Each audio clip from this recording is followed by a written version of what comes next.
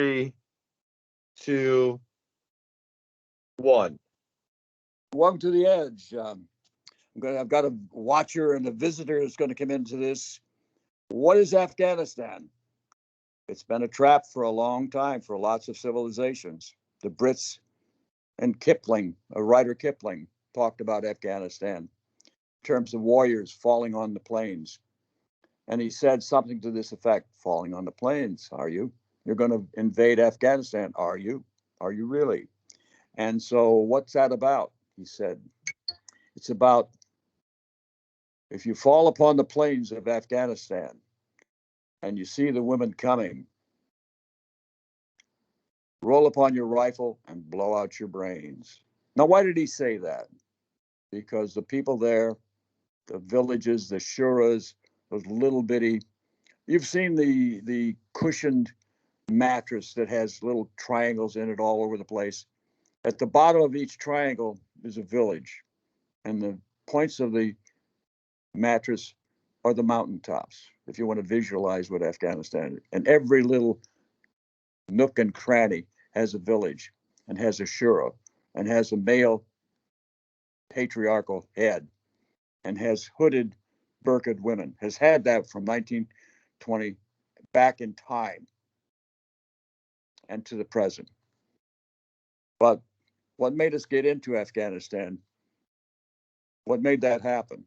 After all, back in the early 2000s, the Russians were there ahead of us before 9/11, before that.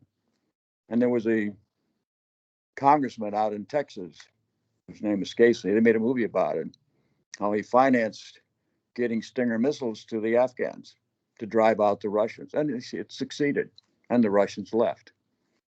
Well, 9/11 comes along. Now, why does that have anything to do with Afghanistan, 9/11? What at all? The answer is really nothing, except they trained some soldiers there, the Al Qaeda, the opt soldiers, the operating, acting military, the ISIS, the extreme versions of Islam law, following Sharia law to the extremes, but they all followed Sharia law. There's only one rule of Sharia, really, maybe two. One, that women are of less value, if not next to producing children, no value. And so they have to be shielded from being abused, producing children out of control of men. But nonetheless, the Russians saw that and they functioned, but then they quit when they were driven out, and we helped the tribes with their Stinger missiles shoot down their helicopters and kill their soldiers to where the Russians quit. Now, in 2000 comes along, 2001, 9/11. What happened there? I said this before. What happened there? Why did we go to Afghanistan? We didn't want to go to Saudi Arabia. That's why. Who were the ones who did the killing or the bringing down of the buildings? 15 Saudi Arabians of the 19 or so. One Yemen. I forget who else was involved. But 11 ministers in the monarchy of Saudi Arabia were planners of 9/11. And the story is that Iran participated in this, except how did they do that? They refused to sign or stamp passports of the attackers who had to travel through Iran for part of their activities. And by not putting their stamp on the passports of the terrorists who flew the planes to move around or to participate in the effort, basically the United States let these people in. We let them in. We let them in. And so when they got in, they trained. Where did they train? They trained in Venice, Florida.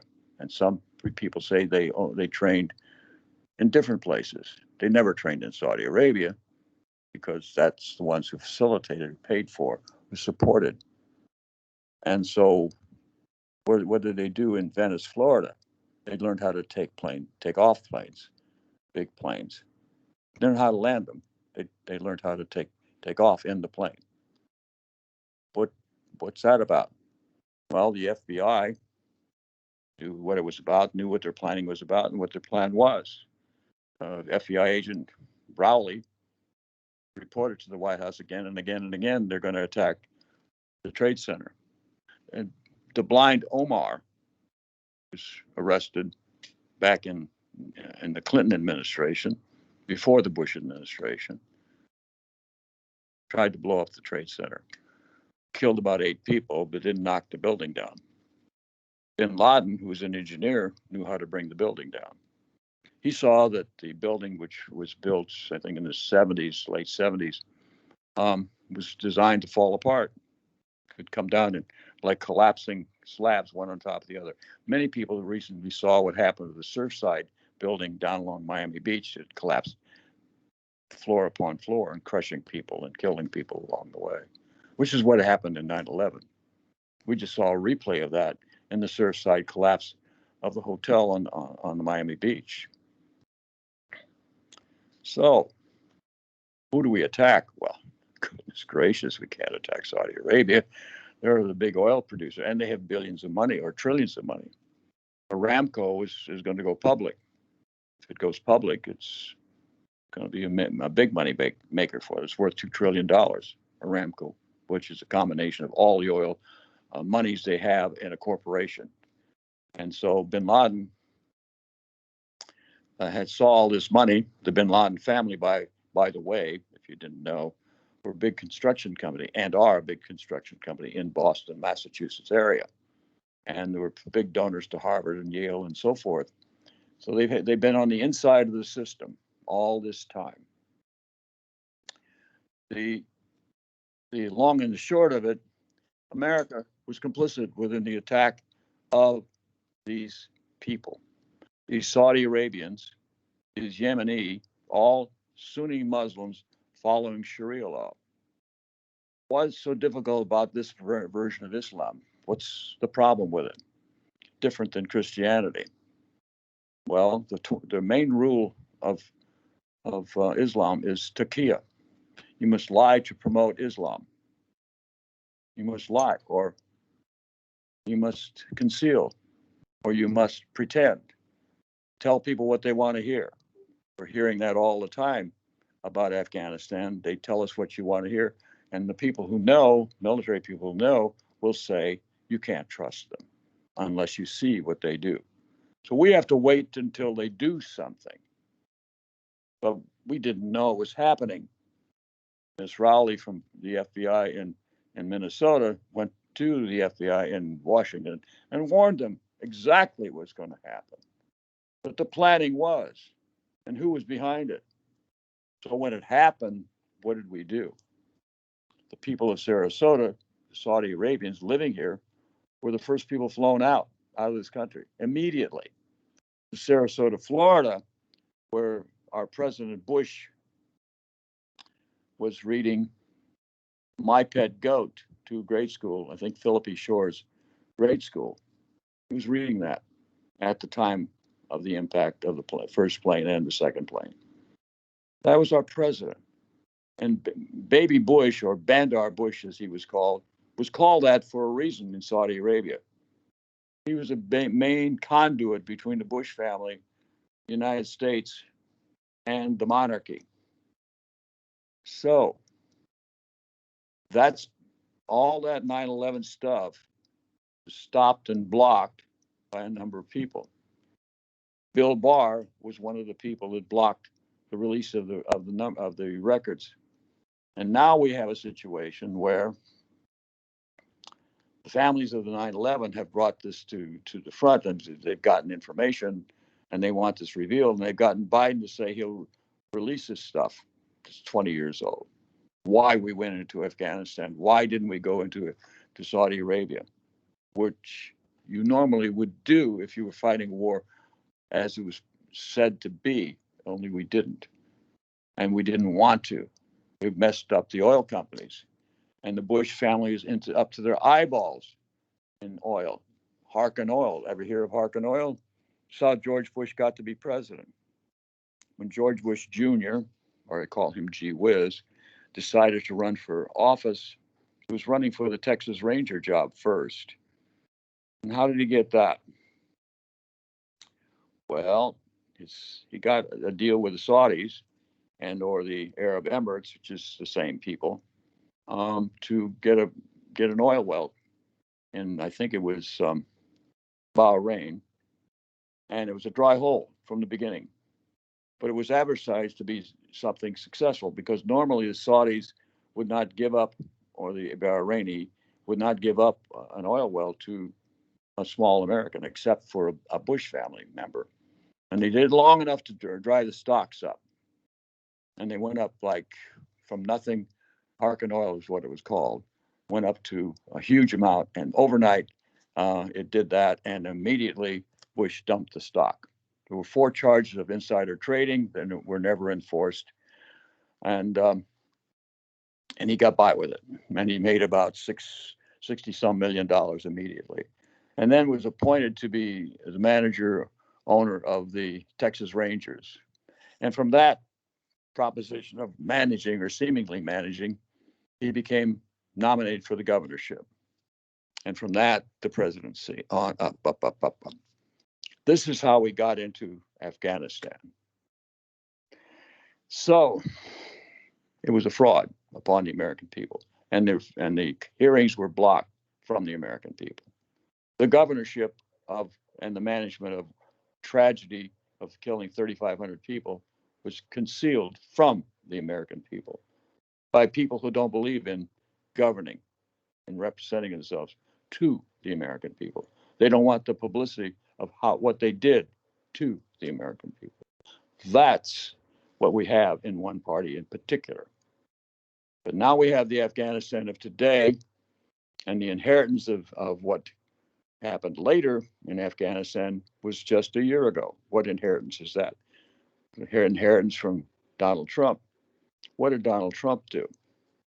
He took 20 years of our being in Afghanistan, modernizing Afghanistan, a database in Afghanistan, women with full rights, going from no rights 20 years ago to full rights, working in the American government, walking around discos, all that, faces of women, dancing people, and so forth in Afghanistan for 20 years. Children going to school, boys and girls, not just boys, because in traditional Sunni Muslim, only only boys are educated, not girls. They're blocked from education. And women are put back in the burqa and told to shut up. You're of no importance. That's the old. That's what the Taliban are, wanting to bring that the old. And so what did Mr. Trump do? Mr. Trump went to the Taliban, who were attacking all these years, and said, we're going to quit. We're going to stop fighting you. We're not going to support the local army called the Afghan government. And Ghani, who was the premier of the Afghan government, saw us do that, shut us out of the negotiation with the Taliban. He fled because his life was in danger if they would catch him. And the entire 300,000 man army quit and handed over their weapons to the Afghans. Not because they were ready to do it before, but because our country, our leader, surrendered to the enemy of the Afghan government, and was a traitor to that government as he was a traitor to this country. That's Donald Trump's inheritance to Joe Biden. Now, a year later, Joe Biden has to finish up what was started. He 25 left, Trump took out 13 to 15,000 soldiers and pulled them away from supporting the leadership of the government.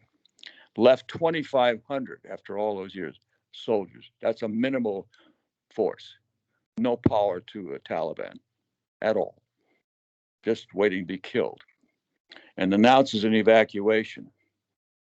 Should he have kept the 2,500 longer and added to them? I think he should have. But he didn't want to make it bigger, and he wanted to continue the moving out and decided to evacuate. In the process of evacuating 120,000 people, trying to save them, and leaving some behind, somewhere around 200, they say.